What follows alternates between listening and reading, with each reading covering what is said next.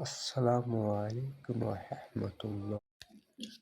আজকে আমরা দেখাবো অল্প কিছুদিনের মধ্যে আমরা এই খামারটা কিভাবে সুন্দর করে সাজিয়ে আবার নতুন ভাবে শুরু করতে পারি ইনশাল্লাহ। চলুন আমরা তাহলে কথা না বাড়িয়ে আমাদের মূল যে প্রজেক্ট সেই প্রজেক্টটা আপনাদেরকে ঘুরে দেখাই। আসুন। এইটা আমাদের খামারে ঢোকার মেইন গেট। এদিক দিয়ে আমরা ধীরে ধীরে প্রবেশ করব। প্রবেশ করতে ভিতরে যেটা পড়বে লিচুর গাছ, তারপর আমরা ধীরে ধীরে খামারের গেটের দিকে যাচ্ছি।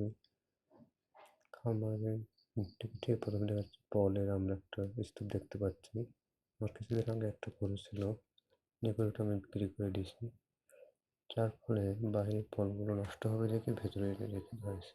এখানে কিছু পাটা দেওয়া হয়েছে যেখানে ছাগলগুলো রাখি, এবং যে গরুর পাত্রগুলো দেখতে পাচ্ছেন ওগুলো ময়লায় জরাজীর্ণ অবস্থায় পড়ে আছে।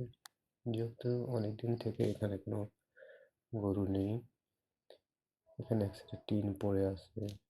আমি যদি আপনাদের ভালো করে দেখাই, দেখেন খাবারের পাত্রে কি অবস্থা। এখানে মুরগি ডিম পাড়ে, এখানে লাকড়ি রাখা আছে। এক পাশে আমরা দেখতে পাচ্তেছি মুরগির টোপা, মুরগি ছোট ছোট মুরগির বাচ্চা সেগুলো টোপা দিয়ে ঢেকে রাখা হয়। আর এক পাশে খামারের লাস্টে দেখা যাচ্ছে কিছু অনেকগুলো ফলের স্তূপ, খাবারের ট্রাক। তাছাড়া এমনিতে আমরা দেখতে পাচ্ছি কাপড় রাখার বড় একটা সেলফ। উপরে আমাদের ঘরে চাল কমপ্লিট আছে,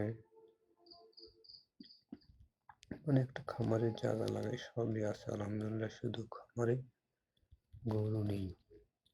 আল্লাহর রহমতে আমরা চেষ্টা করতেছি ইনশাল্লাহ আগামী 30 দিনের মধ্যে এখানে আমরা যেভাবে হোক এই খামারটা সুন্দর করে গুছিয়ে তুলবো, এবং ধীরে ধীরে আমরা একটা দুটো করে গরু সেট আপ করবো এবং আপনাদের দেখাবো যে কিভাবে শূন্য থেকে একটি খামার ধীরে ধীরে শুরু করতে হয়। আপনারা আমাদের পাশেই থাকবেন, দোয়া করবেন ইনশাল্লাহ। আল্লাহ তৌফিক দিলে খুব তাড়াতাড়ি আমরা আমাদের কার্যক্রম শুরু করতে পারব। সবাইকে আবার ধন্যবাদ জানিয়ে শেষ করছি। আসসালামু আলাইকুম ওয়া রাহমাতুল্লাহি ওয়া বারাকাতুহু।